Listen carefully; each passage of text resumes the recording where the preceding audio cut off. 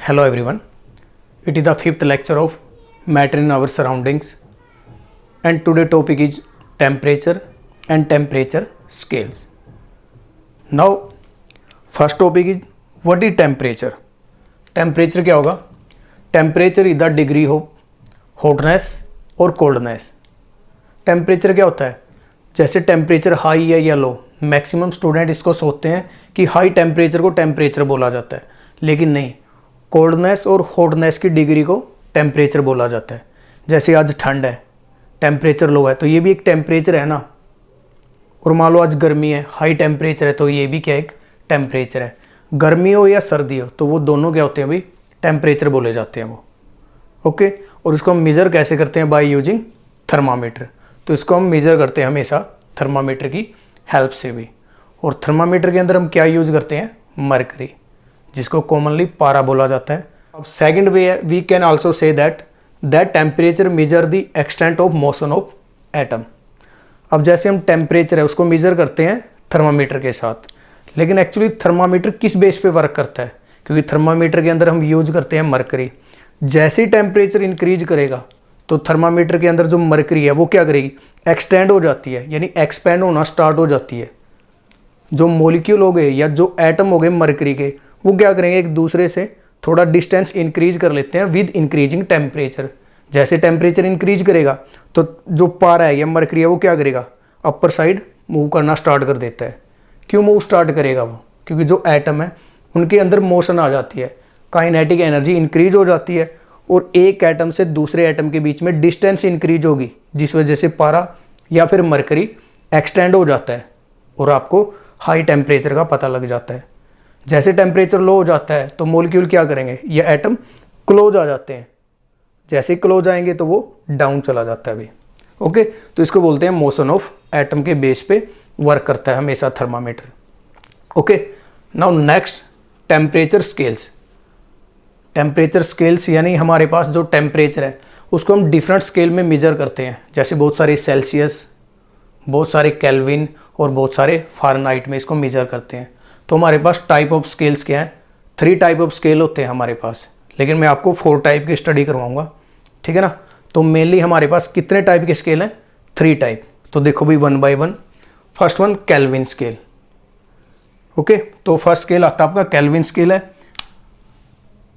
इसकी सर्च हुई थी 1848 के अंदर और विलियम थॉमसन केल्विन ने इनकी सर्च की थी। तो इनके नेम से केल्विन के नेम से ही इस स्केल का नेम रखा जाता है केल्विन टेम्परेचर स्केल।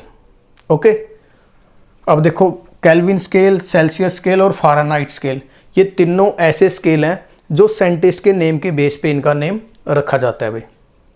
ओके, तो देखो फर्स्ट केल्विन स्केल है, scientist name William Thomson Kelvin आएगा। ओके, ब्रिटिश मैथमेटिशियन और फिजिस्ट थे ये, इन्होंने इसकी सर्च की थी। और जो केल्विन स्केल है, ऐसा यूनिट है जो टेम्परेचर की, वो क्या होती है? केल्विन होती है भाई। बड़ा इंपॉर्टेंट पॉइंट है, बड़ा इंपॉर्टेंट क्वेश्चन है ये। जो ऐसा unit of temperature is kelvin, और जिसको रिप्रेजेंट किया जाता है के से। ओके, नेक्स्ट जीरो के यानी एब्सोल्यूट जीरो। जीरो के को क्या बोला जाता है? एब्सोल्यूट जीरो या एब्सोल्यूट टेम्परेचर, यानी जीरो केल्विन एक एब्सोल्यूट टेम्परेचर होता है। और क्यों होता है एब्सोल्यूट टेम्परेचर? क्योंकि जो जीरो केल्विन के ऊपर कोई भी एटम या मॉलिक्यूल के ऊपर काइनेटिक एनर्जी बिल्कुल मिनिमम होती है, या आप बोल सकते हो कि जीरो होती है। इससे डाउन टेम्परेचर पॉसिबल नहीं होता। Zero kelvin is absolute temperature because at that point the atom and molecule have minimum energy, approximate zero energy. तो इससे नीचे टेम्परेचर नहीं हो सकता कभी भी, इस वजह से इसको बोला जाता है एब्सोल्यूट जीरो टेम्परेचर। ओके, और इसके अंदर जो डिग्री है वो होती है 100 डिग्री। अब डिग्री कैसे होगी भाई? जैसे आपको पता है कि फ्रीजिंग पॉइंट है जो वाटर का, वो कितना होता है? 273.15 केल्विन, या बोल सकते हो 273 केल्विन। और बॉइलिंग पॉइंट क्या होता है वाटर का केल्विन में? 373। अब दोनों को माइनस करो तो कितना डिफरेंस आता है? 100। तो 100 गैस के अंदर डिग्री है, या 100 इसके अंदर पॉइंट्स होते हैं भाई। ओके, कोई भी थर्मामीटर है या कोई भी स्केल है, उसको प्रिपेयर किया जाता है वाटर के बेस पे, यानी उसमें जो टेम्परेचर के पॉइंट लिखे जाते हैं वो वाटर के बेस पे लिखे जाते हैं, क्योंकि वाटर का बॉइलिंग पॉइंट और जो वाटर का फ्रीजिंग पॉइंट है उसके बीच में जो डिफरेंस होता है उसके बेस पे ये स्केल तैयार किए जाते हैं हमेशा। जैसे अब केल्विन स्केल है, बॉइलिंग पॉइंट हाई होगा और फ्रीजिंग पॉइंट लो होगा, तो फ्रीजिंग पॉइंट से बॉइलिंग पॉइंट के बीच में कितना डिफरेंस है 100, तो उसके ऊपर 100 निशान लगाए जाते हैं फिर, ठीक है ना। इस बेस पे सभी स्केल तैयार किए जाते हैं अभी वाटर के बेस पे। ओके, तो नेक्स्ट स्केल आता है हमारे पास सेल्सियस स्केल, जिसको हम बोल देते हैं सेंटीग्रेड स्केल भी, सेंटीग्रेड। ओके, तो सेकंड क्या है सेल्सियस स्केल, और इसकी जो सर्च की थी वो थी एंडर्स सेल्सियस ने, तो इनके नेम से ही आता है सेल्सियस, ठीक है ना। एंडर्स सेल्सियस कब की थी 1714 के अंदर। अब देखो इसको दूसरा नाम है सेंटीग्रेड, सेंटीग्रेड बोला जाता है। क्यों बोला जाता है, 1948 में इसको दूसरा नेम दे दिया गया था, क्योंकि लैटिन लैंग्वेज में जो सेंटीग्रेड है उसका मीनिंग क्या होता है सेंटम, सेंटम का मीनिंग होता है 100 ग्रेड, 100 ग्रेड यानी 100 स्टेप हो या 100 ग्रेड हो जिसके अंदर, तो उसको क्या बोलते हैं हम सेंटीग्रेड बोलते हैं अभी, ठीक है ना।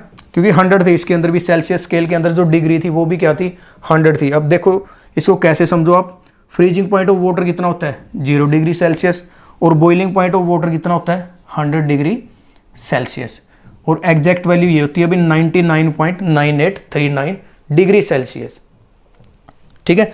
तो boiling point 100 degree Celsius, exact value ये है लेकिन अप्रोक्सीमेट 100 डिग्री सेल्सियस, और फ्रीजिंग पॉइंट वाटर का क्या होता है 0 डिग्री सेल्सियस।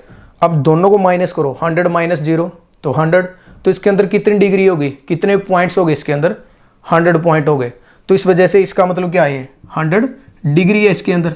अगर 100 डिग्री है तो इस वजह से इसका नाम बोला जाता है सेंटीग्रेड, सेंटी 100 ग्रेड मतलब स्टेप या डिग्री इसके अंदर, तो 100 डिग्री है इसके अंदर, इस वजह से इसको नाम दे दिया गया था 1948 में सेंटीग्रेड में। ओके, अब देखो केल्विन और सेल्सियस, केल्विन को रिप्रेजेंट किया जाता है के से और सेल्सियस को रिप्रेजेंट किया जाता है सी से। ओके, इसके ऊपर डिग्री यूज की जाती है लेकिन केल्विन के ऊपर कभी डिग्री यूज नहीं की जाती है। और जो केल्विन स्केल है उसको हम जनरली यूज करते हैं फिजिक्स केमिस्ट्री के अंदर, यानी साइंटिस्ट जो स्केल यूज करते हैं वो क्या होता है केल्विन स्केल। जो सेल्सियस स्केल है, जैसे इंडिया है, जितने भी एशियन कंट्री है वो कॉमनली यूज करते हैं सेल्सियस को। जैसे आप देख सकते हो घर के अंदर या डॉक्टर के पास आप जाते हो तो आपको ये बोला जाता है टेम्परेचर सेल्सियस के अंदर बोला जाता है हमेशा। जैसे हमारे बॉडी का नॉर्मल टेम्परेचर कितना होता है 37 डिग्री सेल्सियस होता है अभी, तो वो सेल्सियस यूज करते हैं। मैक्सिमम कंट्रीज सेल्सियस का यूज करते हैं। ओके, तो नेक्स्ट आ जाता है थर्ड स्केल आपके पास फ़ारेनहाइट स्केल, तो इसका भी नेम साइंटिस्ट के नेम पे रखा जाता है अभी, फ़ारेनहाइट स्केल। 1724 में एक साइंटिस्ट थे जिन्होंने ये स्केल प्रोड्यूस किया था। देखो क्या था उनका नाम, गैब्रियल डैनियल फ़ारेनहाइट, ठीक है ना, गैब्रियल डैनियल फ़ारेनहाइट, ठीक है। इस बेस पे इसका नेम रखा जाता है अभी।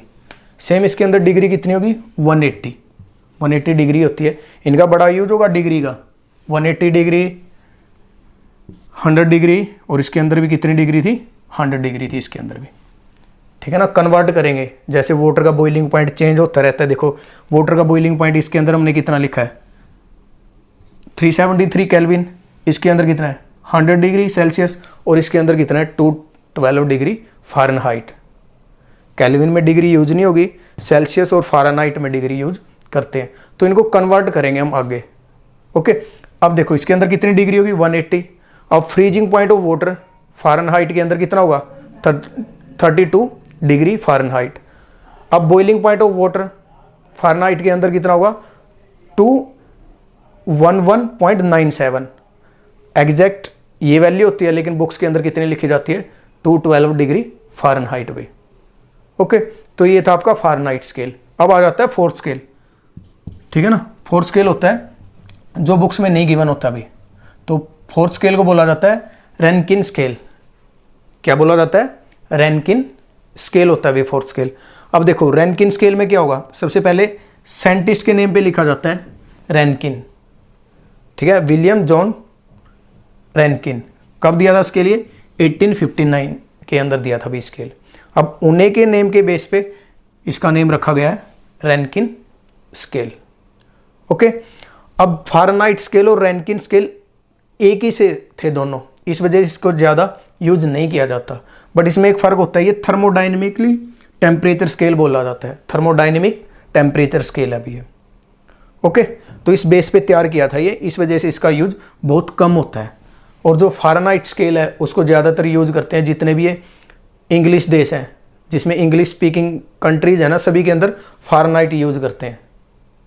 जैसे इंग्लैंड है, यूएस है, उसके अंदर फ़ारेनहाइट स्केल का सबसे ज़्यादा यूज़ होता है अभी। ओके, उसके बाद आता है रैनकिन स्केल, तो नेम हो गया। उसके बाद आता है इसका फ्रीजिंग पॉइंट ऑफ वाटर, तो इसमें फ्रीजिंग पॉइंट ऑफ वाटर आता है 491.67 आर ए भी लिख देते हैं, और एक दो बुक्स में आर भी लिखा जाता है इसको, ठीक है ना। आर ए याद रखना, एक्चुअली में इसका आर ए होता है रिप्रेजेंटेशन है, जो सिंबल है इसका। बॉइलिंग पॉइंट ऑफ H2O वो होता है 671.641 डिग्री, इसमें भी डिग्री यूज होती है। अब इसको बोला जाता है थर्मोडाइनमिक टेम्परेचर स्केल बोला जाता है, ठीक है। तो हमने 4 स्केल स्टडी किए हैं। फर्स्ट था kelvin scale, second Celsius scale, third one Fahrenheit scale, और फोर्थ वन रैनकिन स्केल। लेकिन आपके सिलेबस के अंदर 3 स्केल ही स्टडी किए जाते हैं अभी। ओके, तो अब हम इनकी रिलेशन फाइंड कर लेते हैं सभी स्केल्स के बीच में, relation between temperature scale. Okay,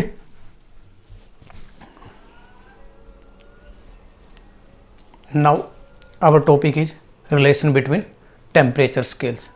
जैसे हमने 4 टाइप के स्केल स्टडी किए थे, तो फर्स्ट क्या था केल्विन, उसके बाद सेल्सियस, उसके बाद हमने स्टडी किया था फ़ारेनहाइट। जनरली आप बुक के अंदर ये तीनों स्केल को स्टडी करोगे। और इसके अलावा हमने स्टडी किया था रैनकिन स्केल को, ठीक है। अब तीनों के बीच में या चारों के बीच में क्या रिलेशन होता है अभी देखो। अब जैसे हमारे पास ये क्या एक सेल्सियस स्केल है, और ये मेरे पास एक केल्विन स्केल है, और ये मेरे पास एक फ़ारेनहाइट स्केल है अभी, ठीक है ना। और इन सभी स्केल्स को वाटर के बेस पे प्रिपेयर किया जाता है। जैसे आपको पता है जो वाटर का फ्रीजिंग पॉइंट है वो कितना होता है, 0 डिग्री सेल्सियस होता है। तो सेल्सियस स्केल के ऊपर देखो, ये मान लो 0 डिग्री सेल्सियस है, ठीक है। आइस है, आइस के अंदर रखा सेल्सियस स्केल। जैसे आपने देखा होगा कि आइस के अंदर रखोगे तो उसके अंदर मान लो यहाँ तक मरकरी आ जाती है, तो इस पॉइंट पे लगाया जाता है 0 डिग्री सेल्सियस। इस पॉइंट पे मान लो यहाँ तक जैसे आपने रखा उसको वाटर के अंदर, और वाटर के अंदर क्या है, आइस है। अब आइस के अंदर जो मरकरी है उसका लेवल क्या होगा, 0 डिग्री सेल्सियस, तो 0 डिग्री पे निशान लगा लिया जाता है अभी। ओके, तो ऐसे 0 डिग्री सेल्सियस होगा। अब फिर वाटर को बॉईल किया जाता है। जैसे वाटर को बॉईल किया जाता है तो उसका बॉइलिंग पॉइंट कितना होता है वाटर का, 100 डिग्री सेल्सियस। तो जैसे उसके अंदर रखा जाता है बॉइलिंग वाटर के अंदर, तो उस पर जहाँ मरकरी जहाँ तक पहुँचेगी तो उस पर क्या लिख लिया जाता है, 100 डिग्री सेल्सियस का निशान लगा लिया जाता है। यानी वाटर के अंदर जैसे आइस है, वाटर की आइस के अंदर तो लगा लिया जाता है निशान 0 डिग्री का, और जैसे वो बॉईल करता है वहाँ तक अगर मरकरी मूव करता है ऊपर वाली साइड, अपर साइड, तो वहाँ निशान लगा लिया जाता है 100 डिग्री सेल्सियस, यानी 0 to 100। अब इसके ऊपर निशान हो गए 0 to 100। अब 0 to 100 कितना डिफरेंस है दोनों के बीच में, 100। तो इस तरह इस पर 100 डिग्री लगा ली जाती है, 100 निशान लगाए जाते हैं भाई, तो इसको बोलते हैं 100 डिग्री, यानी 0 to 100 डिग्री। तो आपको पता है कि जो आइस है उसका फ्रीजिंग पॉइंट कितना था, 0 डिग्री सेल्सियस। अगर आप केल्विन के अंदर देखोगे तो कितना आएगा, 273 केल्विन आता है भाई। सेम अगर फ़ारेनहाइट के अंदर देखोगे तो कितना आएगा, 32 डिग्री फ़ारेनहाइट आता है भाई। ओके, अब बॉइलिंग पॉइंट जैसे सेल्सियस के अंदर आता है 100 डिग्री सेल्सियस, तो केल्विन के अंदर कितना आएगा, वो 373 केल्विन, और फ़ारेनहाइट के अंदर कितना आता है, 212 डिग्री फ़ारेनहाइट आता है भाई। ओके, तो ये था बॉइलिंग पॉइंट और फ्रीजिंग पॉइंट का कंसेप्ट। अब हम कर लेते हैं एब्सोल्यूट जीरो। अब इसके बेस पे हमें पता लगा कि एब्सोल्यूट की वैल्यू क्या आएगी, एक रिलेशन तैयार हो जाती है इस बेस पे, ठीक है ना, इस बेस पे तैयार होती है कि रिलेशन। अब देखो इस रिलेशन के बेस पे हम फाइंड करते हैं कि जो एब्सोल्यूट टेम्परेचर है केल्विन स्केल पे कितना आता है, वो 0 डिग्री केल्विन। सेल्सियस पे कितना आता है, -273 डिग्री सेल्सियस, और फ़ारेनहाइट के अंदर कितना आता है, -460 डिग्री फ़ारेनहाइट, ठीक है ना। ये स्केल थे तीनों। अब इन तीनों स्केल के बेस पे रिलेशन तैयार की जाती है।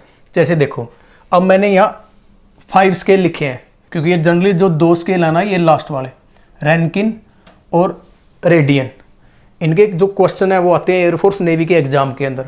और बाकी मैक्सिमम बुक्स के अंदर ये तीनों स्केल राइट किए जाते हैं। ये हमारे जो सिलेबस है 9, 10th 1, 2 उसके अंदर ये तीनों स्केल यूज होते हैं भाई। ये स्केल कभी यूज नहीं होते, बट फिर भी अगर आपको किसी एक डिग्री में या एक स्केल में टेम्परेचर का पता है तो आप दूसरे स्केल के अंदर उसको ईजिली कन्वर्ट कर सकते हो इस रिलेशन से। जैसे मान लो आपको क्या है, आपको पता है कि जो वाटर है उसका फ्रीजिंग पॉइंट होता है 0 डिग्री सेल्सियस। अब 0 डिग्री सेल्सियस तो आपको पता है, आपको केल्विन में नहीं पता तो केल्विन में कन्वर्ट कर लो यहाँ से। आपको फ़ारेनहाइट में नहीं पता उसमें कन्वर्ट कर लो, क्योंकि वैल्यू रखोगे ना यहाँ। और जैसे आपने रैनकिन में कन्वर्ट करना है तो उसमें, और रेडियन के अंदर भी कन्वर्ट आप इजीली कर सकते हो इस रिलेशन के बेस पे। तो ये रिलेशन लर्न रखना है, ठीक है ना।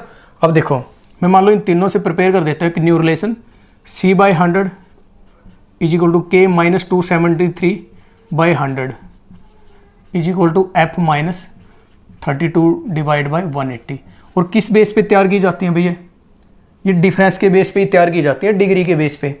जैसे इसमें डिफरेंस कितना आता है 180 डिग्री, 180 पॉइंट आते हैं, यानी दोनों को माइनस करोगे तो इसके अंदर कितने पॉइंट आएंगे, ऐसे 180 पॉइंट आ जाते हैं। इसके अंदर कितने पॉइंट आएंगे ऐसे, ठीक है ना। एक इंटरवल ऑफ टाइम के बाद कितने पॉइंट लिखने पड़ेंगे यहाँ 100 आपको, और सेम यहाँ भी 100 डिग्री आती है भाई, ठीक है। और इसी के बेस पे रिलेशन तैयार करते हैं। जैसे वाटर का फ्रीजिंग पॉइंट कितना होता है सेल्सियस के अंदर 0, तो यहाँ 0 C प्लस 0 वाटर का कितना आएगा 273 आता है भाई, ठीक है ना। और फ़ारेनहाइट में कितना आता है 32 डिग्री फ़ारेनहाइट। वो माइनस करते रहते हैं, जैसे C minus 0 minus 273 minus 32, okay. और नीचे उनकी डिग्री, जैसे 100 केल्विन में भी 100 डिग्री होती है, और फ़ारेनहाइट में भी कितनी डिग्री होती है 180 डिग्री होती है भाई। इस तरह ये रिलेशन तैयार होती है।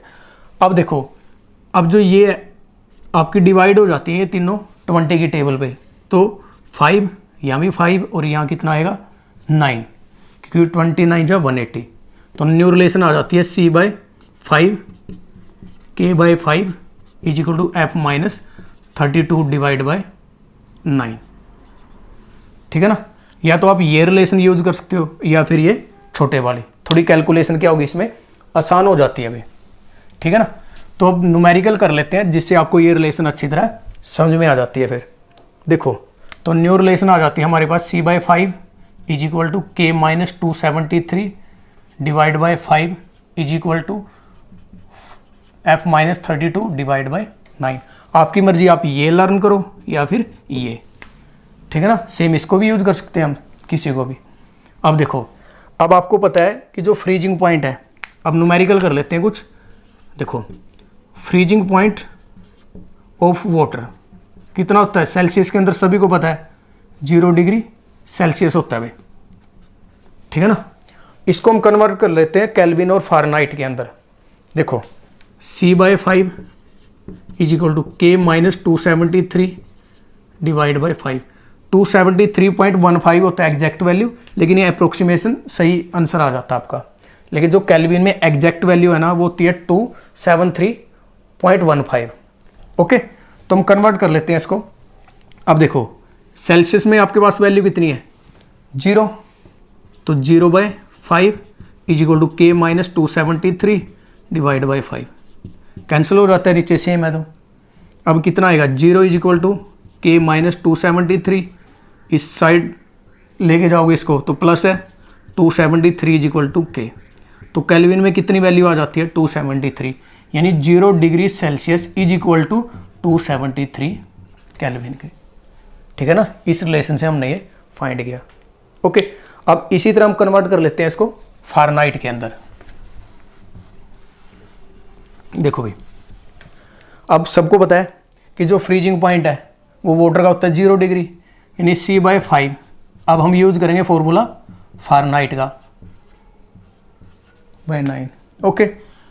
अब आपको पता है 0 डिग्री सेल्सियस किसके लिए वैल्यू होता है, वाटर की फ्रीजिंग पॉइंट होता है। वाटर का फ्रीजिंग पॉइंट 0 डिग्री था, तो मैंने यहाँ 0 रख लिया, is equal to F minus 32 divide by 9। 0/5 क्या होता है 0, और 0 को अगर क्रॉस मल्टीप्लाई करोगे आप देखो F माइनस 32 डिवाइड बाई 9, तो यहाँ क्रॉस मल्टीप्लाई करोगे तो कितना हो जाएगा ये 0 f माइनस 32। इसको इस साइड लेके जाओगे तो कितना आ जाएगा 32। तो फ़ारेनहाइट में वैल्यू कितनी आ जाती है 32, यानी 0 degree Celsius is equal to 32 degree Fahrenheit. Okay, तो उसी तरह हम बॉइलिंग पॉइंट पे कर लेते हैं। देखो बॉइलिंग पॉइंट ऑफ वाटर कितना होता है, बॉइलिंग पॉइंट ऑफ वाटर कितना आएगा भाई 100 डिग्री सेल्सियस। इसको कन्वर्ट कर लेते हैं फ़ारेनहाइट और केल्विन स्केल के अंदर। तो पहले केल्विन में चेंज कर लेते हैं, C/5 is equal to K minus 273 divide by 5। 5 से तो 5 कैंसिल हो जाता है। सेल्सियस को केल्विन में या केल्विन को सेल्सियस में, इस वजह से आप कन्वर्ट कर सकते हो। सेल्सियस में वैल्यू आपके पास 100 is equal to K minus 273, इसको इस साइड लेके आओगे 100 प्लस 373, यानी कितना आएगा ये, sorry 373 is equal to K। तो K की वैल्यू कितनी आ जाती है 373। 100 डिग्री सेल्सियस किसके इक्वल होगा 373 केल्विन के इक्वल होता है, ठीक है ना। और इसी को हम फ़ारेनहाइट में कन्वर्ट कर लेते हैं। देखो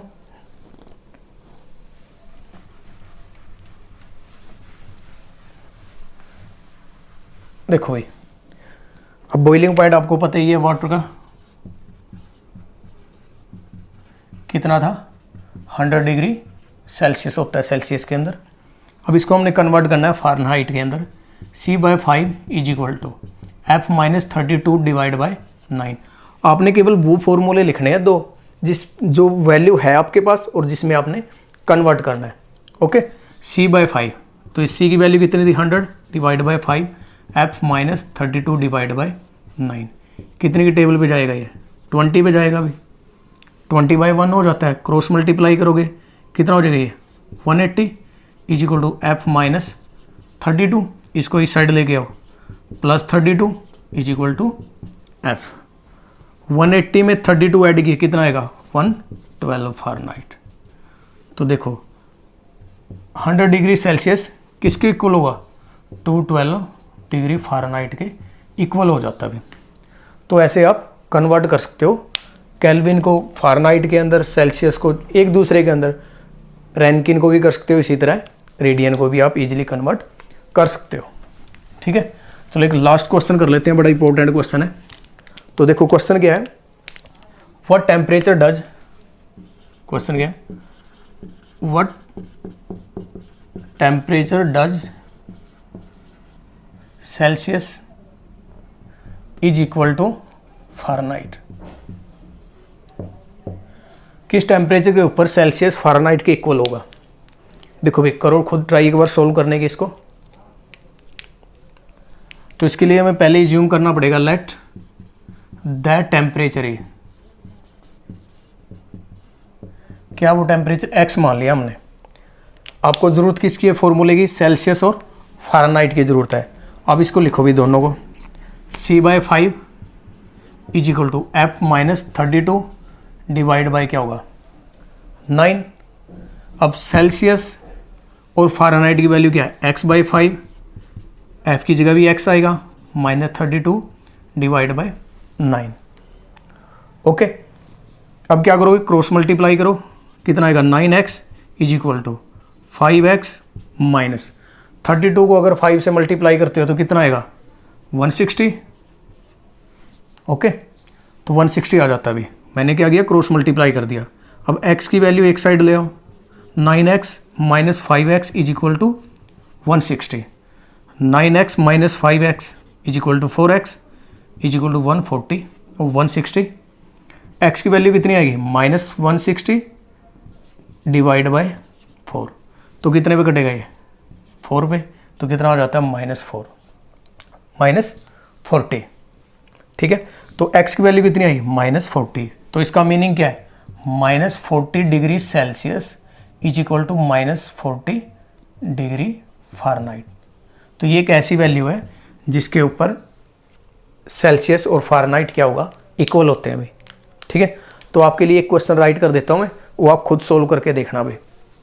ठीक है ना, तो ये आपको मेरे ख्याल समझ आ गया होगा अच्छी तरह। फिर भी अगर आपको कोई डाउट है तो मैं कमेंट बॉक्स में राइट कर देना।